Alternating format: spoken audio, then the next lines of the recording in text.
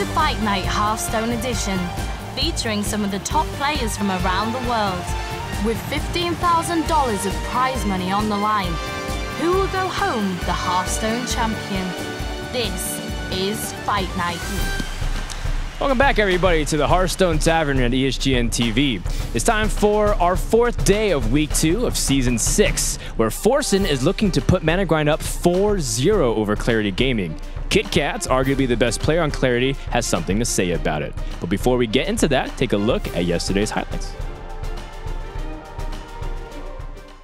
Our next match is going to be Puffin going up against Duckwing Face. You know, Alex Straza will be something that he can have a giant minion in play additional to what he already has with the Gorehowl behind it next turn. Both the Alex Straza and the Gorehowl can attack next turn. You know, for all of the poor hands that Puffin had, I think that he fought back really, really well. Considering, you know, what it was, there was only that one turn where he decided not to play his minions. Puffin's going to count it up. He's going to double check, triple check, quadruple check, make sure that his opponent is dead. Whammo. And that is it. Puffin takes game number 2 here. Priest, it's his class. He's not going to miss on that.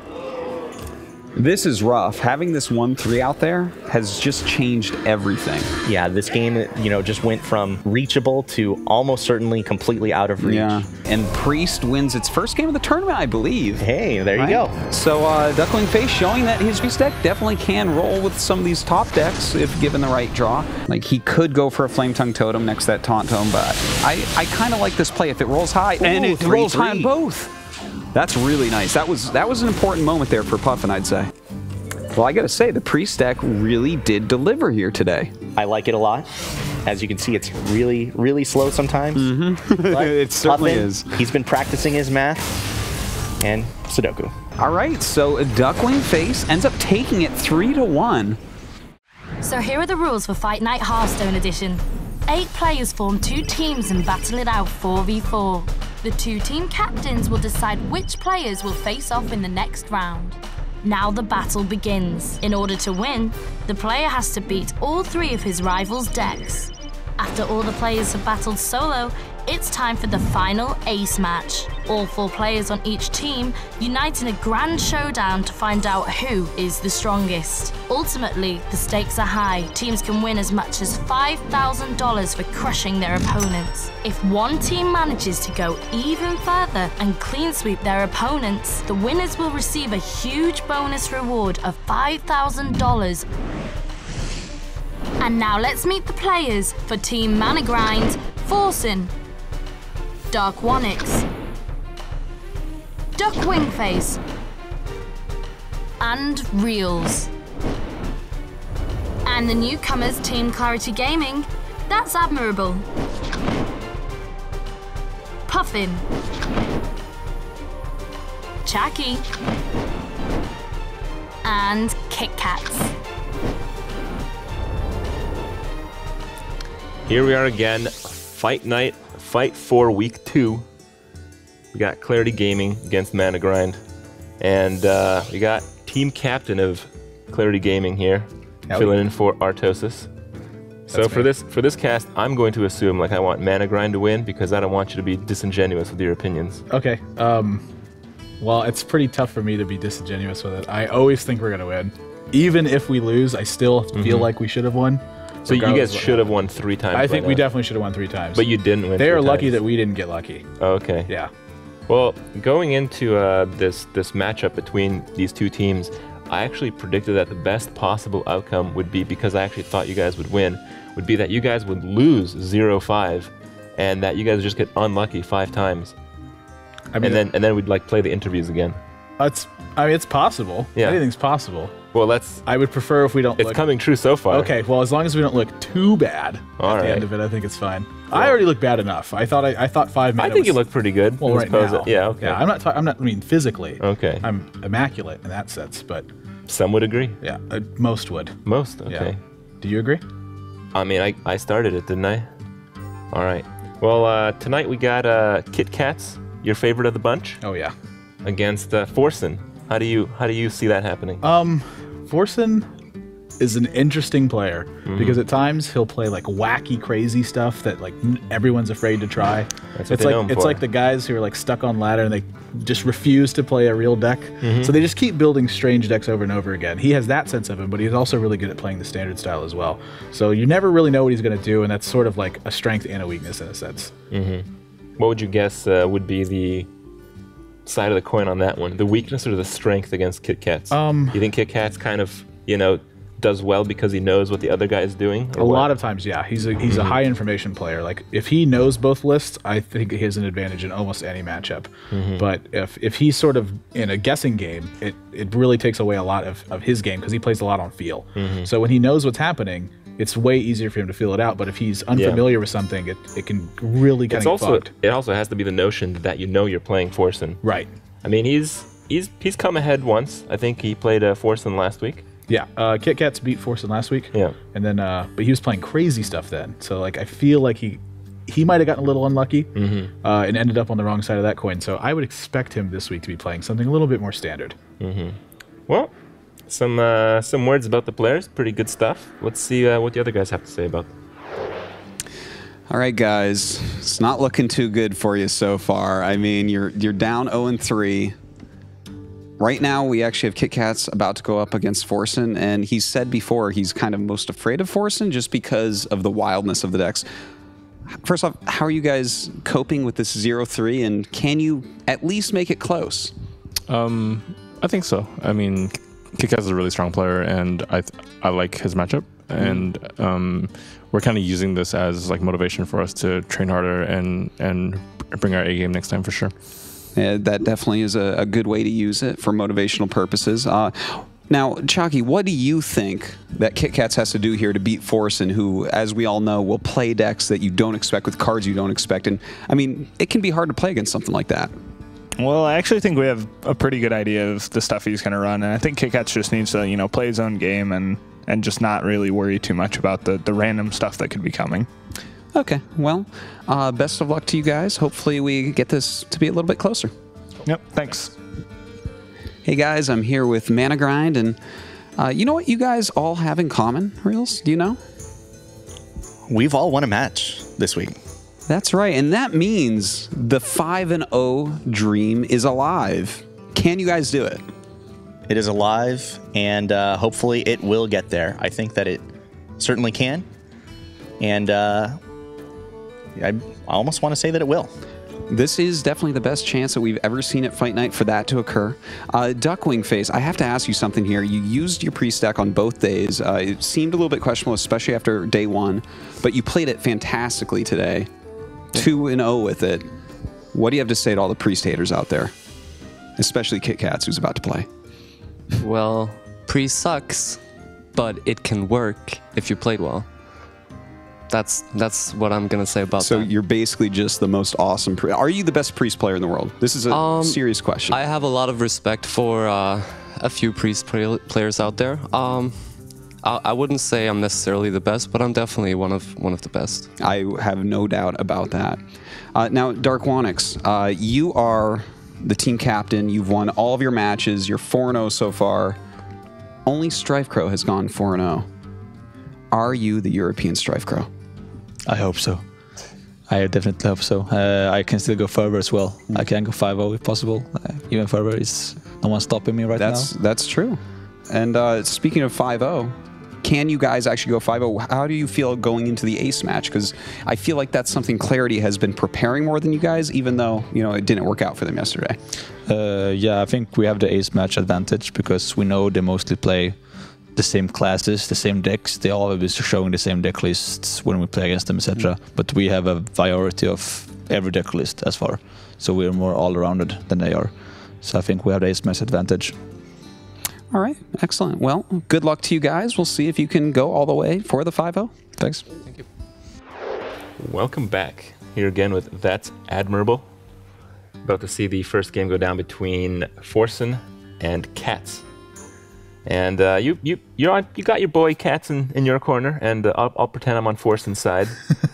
But I'll be honest, I've had a really good time watching you guys have the confidence battle, and well, if your team gets 05, at least you have some casting practice, right? Well, you know, the golden side of things, I suppose. Yeah. But yeah, getting 05 is not going to feel very good, Yeah. as you can imagine. I mean, I felt bad yesterday when we won because of my mistakes, and I feel obviously even worse today, given that I was losing, and now that we're losing again. In general, it's. I mean, you're never gonna predict you make mistakes, Sure. but on some level, you know, you get flown out here from the States or something, and you know, Yeah. you gotta pull it in for your team, and a little bit of pressure, all the new things. Sometimes you make a wrong decision. Yeah. Like Innervate Wrath, your own Sylvanas. If you've That heard would about be- this. No, I have Oh, not. okay. Just bury that one then. Is that something you've done? No, only bad players do something like that. You got to be really good to make it to the casting desk. Don't you know Artosis is BlizzCon champion? Wow, that's how impressive. we made it here. That's really impressive. Yeah. Hey, I'm 02 here at Fight Night. That's how I made it here. Yeah. Yeah. Pretty good. Yeah, solid. All right, so really good opening here from Forsen. He's got a double Leopard. I'd be extremely surprised if he didn't point out the second one. I mean, Warriors, they play the Whirlwind thing, right? But they don't do the cleave anymore. Cleave is pretty much rotated out at this point. Since they found room for Armorsmith and Frothing Berserker, it's pretty tough to justify fitting in the other ones. Quill Taskmaster is a phenomenal draw, of course. Yeah. I mean, you kill one. It's for free in terms of a card, but it still does something. Sure. How important is the race? Like, I know when you play Hunter, usually you just try to burn down their life, but against Warrior, that's usually not possible, is it? It's much harder. The hero power is pretty critical to this matchup because if the development isn't as much because Warrior has so much to disrupt development, so armoring up is a huge plan of theirs. They want to just be at a safe life total and jam down like a Baron or a Ragnaros or something. So the opportunity cost on not using the hero power can add up to a lot of damage at the end of the game.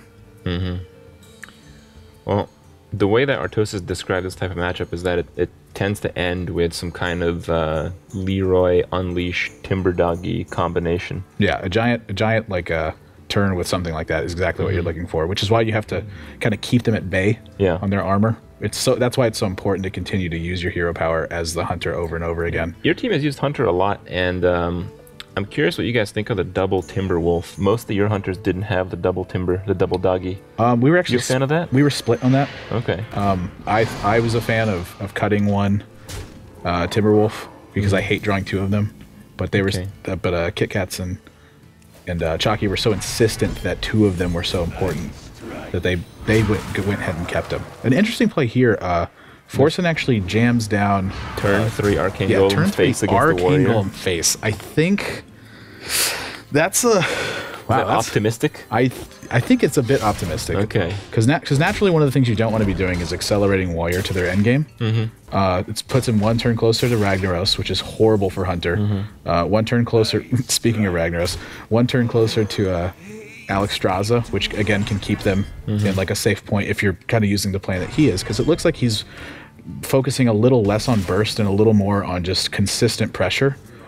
And that when that scales into the late game point, that's when the Warrior can actually climb out of it because of things like Alexstrasza or like a double shield block or something like that. Yeah, of course. That because Forsen's in my corner, I actually have to stand up for that play, and basically I have to argue that it's a really good one because it's not something you expect at all. Huffer is huge here. If that, the Huffer is pretty critical to this. I'm curious why he's attacking the Acolyte. I think that's a little interesting. Misdirect. I would tend to play Misdirect here. I guess he just doesn't want the 6/4 going into the Acolyte. Or he doesn't want the Acolyte misdirecting. Now, the hero powers, that makes a lot less sense that he would attack the Acolyte because you're not playing the misdirection then, so there's no threat of the Acolyte popping the misdirection. So this perhaps was a hasty play made sort of like what I did earlier when it was just it tends to seem that way, but I also believe that Forsen is throwing off his opponent just as he did with the Arcane Golem. Yeah. You basically play it and the opponent is like, whoa, and his attention goes towards that rather than thinking about his current play. So I think Forsen is into some deep psychological level of this game that we just can't possibly understand at this point. That's definitely possible. Yeah. Fiery War Axe is a pretty poor draw. It's tough for that to be relevant right now. You don't want you can't afford to be spending 4 life when you've already lost half of your life total here. It'd be I'd be hard pressed to find something other than the 6/4 going into the hover here, I think. I mean, isn't the play you drop the Acolyte of Pain and you attack? If it's misdirect, maybe it hits it, maybe it doesn't. If it's Explosive Trap, you get a free card and do more damage, and then you slam the hover. That's definitely a good play, but I think at this point that it's tough for the extra cards to matter. He's kind of got everything he needs. Like, he's got a shield block, he's got a slam, he's got Ragnaros, and he's got Alexstrasza. So his turn 8 and his turn 9 are likely going to be used up here. So at this point, his only concern is actually stemming damage. I think that his most likely play is to run. This is like a huge mistake. This is such a huge risk, because if in the 50-50 shot where it hits yourself in the face, he doesn't have that much damage left to deal. But say that is Explosive Trap. Is the 7 damage even going to be relevant at this point? Because you have Ragnaros. Ragnaros is coming down next turn, and he's going to start dealing 8 damage at a time. So this coin flip is like hugely critical. Oh, Katz won like all the coin flips in the last Forsen Katz matchup. Maybe that's influencing it. Yeah, looks like the opposite is happening right now. Yeah, it's going to be pretty tough for him to win this game. I think at this point, it's really dependent on the next couple of draws from Forsen.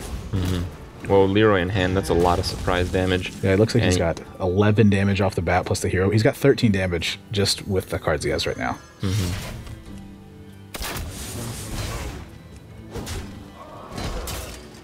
Well, I mean, that's a lot of damage, but with Leroy, that's 8, 11. The Warriors got enough to not die to it. He does, but I think he really wants to drop Ragnaros this turn. Harrison's not a bad play either, because finding your second shield block could be critical. So I think actually Harrison's way better here. Harrison armor up, and then attack him for 7. That puts him to 12. That makes Ragnaros lethal next turn. So yeah, this is perfect. What can you draw into here? Doggies? Arcane 6, 8, Shot. 9, 10. Well, he's only got 12 damage. Yeah, he needed to draw. Short. He needed to draw Unleash here. Oh yeah, Unleash would have done it because of the Leroy. 6. Would it have? No, because you lose the hero power. He's only got 12 damage. Yeah. Wow. This is all kind of boiling down to that Arcane Golem. It just gave him just enough mana to do everything he needed at every step of the way. Well, he's not out of the game, but this is not good. Yeah, this is a really bad position. Well, he's not out of the game as far as he can tell, but he's out of the game. Yeah, his opponent's got Ragnaros in his hand. That's going to end up killing him. So it looks like Katz is going to take the first game unless something spectacular happens, but I don't imagine it will. It seems like the play here is pretty easy, just to swing with the old with the Harrison and then jam Ragnaros down. Well, being up 1 game is pretty good. He is thinking though. Because if that's misdirection, he does have a couple things to think about. Okay. So he's attacking with the A2 here, because if it hits his face, if either one of the minions hits each other, they die. But if this hits his face, Alexstrasza gets a bit more value. Okay, and so now he knows he's won at this point. And there's the win. Ragnaros. Well, Forsen's got a Druid and a Lock left, and I think both in general, the Lock typically being played aggro and the Druid typically being played mid-game are fair, but possibly not even favored against Warrior. Don't you agree with that? It's a lot of variance involved in these matchups. If Druid can manage to get pressure early and then follow up with the Force Nature Savage Roar, it's blowout. And if Warlock can manage to again follow up strong early, kill any Armor Smiths basically for free, or have like a Soulfire with some pressure and then follow up with Doomguard, the Warrior needs to have Execute in that situation. Yeah, we'll see. We'll see. It's still up in the air. Yeah. Well, they're going to have a discussion about what decks they're going to pick and how those games went down. And let's hear that. I don't know if I would have attacked into that misdirect. Yeah. I was trying to speed it up. Speed it up? Yeah. Yeah, because I'm just like, you can literally just slam that Acolyte and armor and never lose. Like, you have Rag and Alex, like, and shield block, and then trigger it with the Acolyte. Oh yeah, I know. Okay. Yeah. I had no idea I was gonna play in Warrior instead. Like, I really thought he wouldn't play the. You misplayed really badly by not playing the weapon on turn 3. That was really terrible. I know that turn 5 for Warriors, they can't spend their mana anyway because they have no good 5 mana play.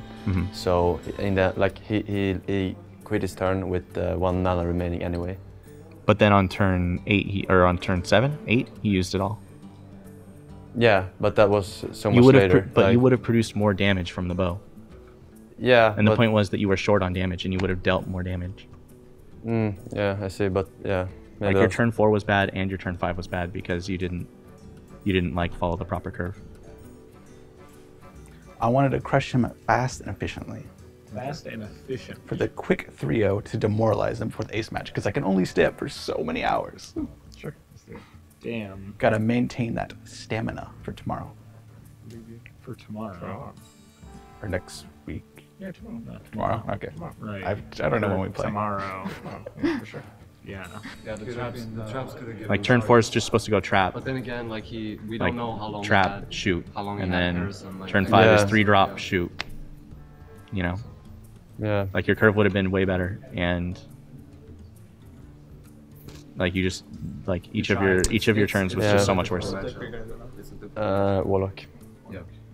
Why didn't you play the buzzard at the end? Should I have? I waited for what's the point? He would have just killed it if he could. It had 1 health, so I was waiting for a kill command or something to like. I mean, the whole time I was like, he loses to Rag. If he has Rag, you lose to Rag. But, so if you play Buzzard, Buzzard was the only way I could win. It was my only win condition. Like if I had to like get Unleash or kill command and stuff like that, I only had 2 cards in my hand. So if I lost the Buzzard, I couldn't even win then. That's good. Well done. Yeah, it was funny because I was playing Hunter first, so I just like roll Warrior first, and we both started. He just looks at me, he's like, Arcane Golem. I guess it didn't matter. Arcane Golem. That you attacked him to filing, right? Yeah. I mean, it was obviously supposed to, so if it wasn't, then... Oh, I was just gonna Alexstrasza. Yeah, exactly. Well, if it was misdirect and it hits your face. Yeah, I kill him anyway. Yeah. Yeah. That's what I was saying. If it kills the other creature, I Alexstrasza. GG. Warrior power. Defeat Hunter scum. I'm surprised you ran Hunter into you. Oh. Yeah. Crush him fast and efficiently. Remember, Kitkatz? I'll be back shortly. Okay. All right, coming up we have Forsen picking the Warlock deck, and we see that it's a fairly aggressive Warlock deck, as most are, but not quite the fun Doomguard one you expected. It's more of the Argent Commander variation from 2013. Have you played against his Blast from the Past in any time recently? Since the Blood Imp nerf, you see it a lot less. It's more important to sort of be a little more reckless with the Doomguards, discarding your cards and then just trying to punch through damage. Argent Commander is sort of like a sustained mechanic. Like you want to be using it a lot of times aggressively on the board, but also for the face, of course. So this style is going to be a little bit more consistent in the end game, but it's going to pack a little bit less punch also. Do you think the Doomguard is that critical to this type of deck? I mean, it seems that the rest is fairly standard to what we've seen, at least in these few weeks of aggro lock. Yeah, since Tankmaster got nerfed, they don't have the option to just Tankmaster and coin flip your Doomguard anymore. So what you're seeing like the mid-game minions scale up so much better. And that's why Doomguard sort of made a comeback, so to speak, is because Druid got more powerful with the Tank nerfs, as well as other large minions, so you kind of had to make that impact somewhere else, where before Argent Commander Recharge was the way to do it. Well, both players mulligan their entire hands, and I think they both fare very well. I really like when you end up going first, just if having a 1-drop is really, really big. It's super critical to it, and to be even more important is to have Voidwalker on one, because this is going to be soaking up Fiery War Axe swings from the warrior side. So Knife Juggler's protected. The Harvest Golem isn't going to be beaten down to 1 health in its damage golem form and whirlwinded away. It takes away a lot of play from the warrior side of it. Now you're mentioning that Kitkatz had some guts to go with warrior first. Did you guys really expect to run into the hunter? You're saying maybe that you really needed this deck to specifically beat that one. How does that play out, you think? This is sort of where the mind game enters in, is that we know that Warrior has a very favorable matchup versus Hunter. There's not really any question about that. The question I have about it is whether or not he leads with Hunter, because if, say, he leads with Warlock, and you lead with Warrior, and his Warlock picks off your Warrior, now you don't have a strong counter to the Hunter deck. It's like this is like the hunter versus warrior is like warrior's bread and butter. So leading it out there, you have to have a pretty strong read, I think, to just kind of go all in on that and just shove it in and just think that he's going to be playing hunter. Well, I think Forsen here more than likely is going to be soul firing one of the two. Yeah, I see soul fire. Probably the armor smith. I would think so. And I think he's considering whether he should play the Harvest Golem first, which would increase the chance that Power Overwhelming is gone, or he should play a Soulfire first, which increases the chance that one of the Harvest Golems goes away. Yeah, I would tend to keep the Harvest Golems here. It's important to have Power Overwhelming, but I feel like with the way this game's going, that Power Overwhelming loses a little bit of its potential. I think you actually might just be able to grind him out. So I think it's a bit more risky, because now you have Power Overwhelming in your hand. You can't be excited about that. I don't know. He seems to think that he would be more excited with it. I guess that's why he did it that way. Could just be an oversight as well. That happens. Yeah, we'll see. I mean, Acolyte of Pain's a really good. There did seem to be some strange plays in the first game, but in the end, it was still fairly close. Yeah, this also could be seeded a little bit in inexperience. Sort of in these matchups, like trading the board is important, but it's not like your main focus. Like you actually have to be killing the warrior, because if the warrior stabilizes to this point, like this is where his options start to open up. He gets things like big whirlwind plays. Yeah, Speak of the devil. Slam becomes better because he gets the slam and armor up. There's not like an opportunity cost involved with it. Shield slam starts becoming a thing, shield blocks, and then eventually he's just going to start playing big minions, so you actually have to pressure him so that his big minions are so much less valuable when he gets to that point. And what you've done now is you've gotten to this position where you have a Power Overwhelming in your hand, but your opponent's at 29. Yeah, but I think on 5, considering how low curve the deck is, you can just tap if you get another worthless card, or maybe just play the card you draw and tap. I don't think it's that bad of a position yet. I mean, having 3 creatures on board is pretty good. Let's see how this play ends up working out. I'm a little surprised by that execute. Uh-oh. It looks like mana might have been counted incorrectly there. Well, you think he was hoping to whirlwind after the execute, after the frothing? That's what it looked like. Well, that would have been pretty nice. I'd be very surprised if this frothing berserker lived this turn. Do you power overwhelm 1 creature to kill it, or do you send 2 at it? I think you send 2 minions at it. And I think the 2 you send are the 2/1 golem and the 2/2 sergeant. Yeah, I think you send the 2/2 sergeant. I'm very surprised he's sending the priest. I guess he's really looking to play around another cool taskmaster or a whirlwind. Do you think possibly that he read into Katz's possible attempt to play a card when he ran out of mana there? That's possible. You do get a lot of information by seeing your opponent kind of hover over particular cards. I really don't see whirlwind happening this turn. I think Shield Slam is happening, I believe. Yeah, that really hedges your bet against like Defender of Argus or Shattered Sun Cleric. Which is what's about to happen, I believe. Yeah, just happens to be that way. It's almost like sometimes they can just see each other's hands with the kinds of plays they make. No, they're just really good. Ooh, Argent Commander's a really good draw on the spot. I didn't even see that Shattered Sun. Where did that come from? Was that the draw of the turn? I think. Okay. So now, Fiery War Axe is a huge draw right now. He's got so much life that he's able to afford paying just a ton of it. And now next turn, I think what we're going to be seeing is I would be very surprised if Argent Commander didn't find its way on the board this turn. And then following that, I'd be very surprised if Faceless Manipulator didn't find its way on the board as well. Well, I mean, the life battle is starting to happen. Kitkatz has got Elistraza, but I think he may have to use the Faceless now, and Elistraza in 2 turns. Alternatively, he could Whirlwind and then attack, or like attack and then... This is what I'm sort of getting into, like where I never have any idea what he's gonna do. He just plays like purely on feel. So this play's actually, this is a little risky because if your opponent happens to have Mortal Coils in their hand, now they're active. I would have liked to Juggler. I would have liked to see him actually ram the shield into the shield and then just attack the 4/2. Well, this is a 1 out of 4 fail. If it happens, there's trouble, but it doesn't. Yeah. So this is like this is a strong spot now for the Warlock. It looks like he's kind of recovered. That Power Overwhelming actually may end up being Super useful this game. So here you got to slam on the juggler into an execute on the juggler for 1 extra damage, and then you have the fiery war axe on the doggy, and then armor and up. Ooh, that shield slam's a really good draw as well. I don't believe it can kill anything. I would think I would tend to save the execute here, actually. No way. 4/1 knife juggler with taunt. You could just shield. You could arm up and shield slam that. And I save guess. the execute for like a Doom Guard. Like say you rip a Whirlwind or a Cruel Taskmaster. Because right now he's sort of like a sitting duck to Doom Guard. He may interpret Argent Commander though for not having Doom Guard in the list. That's very possible. That's a lot of burst. That is 10 damage. I wonder if he's going to use it. No, he's going to wait another I think it's turn. better. I think it's better. Well, here's Alistraza.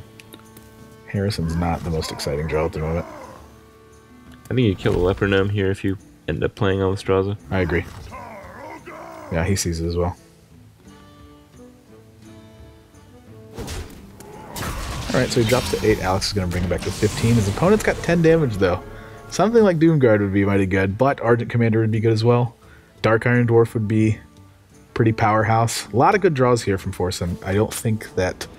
Oh, wow. Is that one of them? That looks like one of them. Looks like one of them. Okay. Yeah. That. Oh wait, that is enough damage. How about that? Yeah. And that's Warlock. I feel like Leroy is pretty effective at finishing off an opponent and a little bit more than just Warlock. Yeah, Leroy Jenkins is...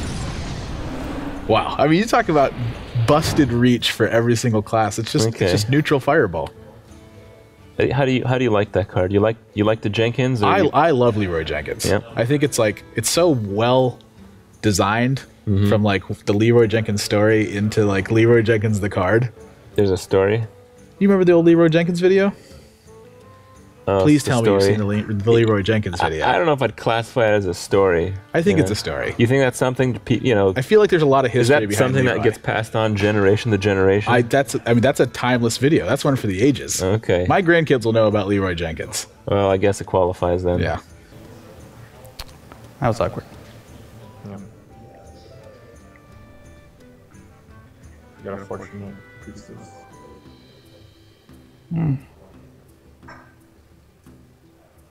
I made one mistake that game, not soul firing the armor smith in the start. I was like, can you have a Cruel Taskmaster? Like mulliganed 4 cards, and I was like, no, we can't get them both. Like I was. And if he has War Axe, it doesn't matter. Yeah, exactly. So that was my like. Yeah, but that might have been like something else. Yeah, another armor smith. But the thing is, like, though, from where you were sitting on that turn when you didn't soul fire, I still think it was better. Yeah, I would. But if you discard the Harvest Golem, your next turn possibly is really bad. Yeah, exactly. You didn't know you were going to draw another one. Yeah, that's. And of course, you can life tap into a 1-drop, but you don't know. Yeah, exactly. So I was like, shit. Am I gonna take the risk? No. I would have done it, but it's still. Yeah, I don't think that. It was like a coin flip, and then maybe really bad next turn. Yeah. If you knew you were going to draw another Harvest Golem, of course. Yeah, it would be like of course I would have done it. Slam. Yeah, for sure. But I couldn't know that, so yeah. Oh well. And it was unlikely for him to have the thing. I don't know what it plays. Like Warrior Druid and. Oh yeah, Warlock. Yeah, there's the. He's probably gonna play the Druid now. What? That's good for you. You can smash the Druid. I think that since he only plays 1 Shield Bearer, I think my Warlock is favored. Shield Bearers are pretty good against aggro. Yeah. So I think I would be able to trade better with the Shadow Sun Clerics. And the Argent Commanders are pretty good at trading in that matchup as well. It all comes down to who gets the best soul fires, like in the start. Always keep soul fire. Always keep soul fire. Keep it. What do I soul fire? Just the juggler? Anything? Okay. Juggler or anything. Like, you just have to feel them out. Like, don't let them have the rules. Like, sometimes you soul fire a golem if you can call it or something, or trade well. What about tapping? Tap pretty heavily, but just play all your shit. Like you don't have to you don't have to tap. If you have stuff to play, you play it. You go hard, go real hard. So I play shit until I don't have anything in the tap. Play shit unless you don't have anything, or tap for better shit if you need to. But generally just play down because you want to have empty hand because of top deck doom and stuff. We'll be right back with Fight Night.